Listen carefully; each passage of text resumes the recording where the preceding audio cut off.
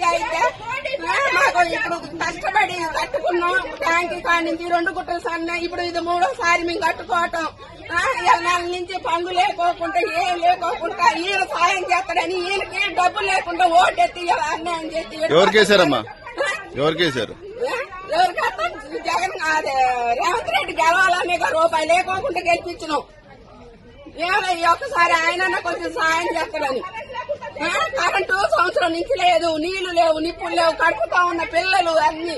నెల నుంచి పోలీసు వాళ్ళు వచ్చినా కూడా ఒకరోజు తిని ఒకరోజు తినకుండా ఉన్నాం సార్.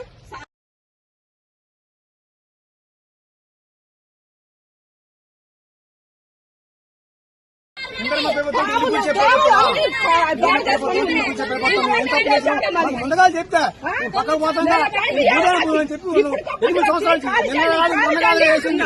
8 సంవత్సరాల నుంచి ఉంటున్నాం. వాడు చెప్పి ఇట్లా బాబు మీ కాదు చెప్తున్నా అసలు ఎవరు చెప్పు లేదా ఏం లేదా అటాటకు వచ్చి హైకోర్టు ఆర్డర్లు గౌరవించారా, ఏటి గౌరవించారా, ఏమీ చేయరా? ఇది న్యాయమేనా?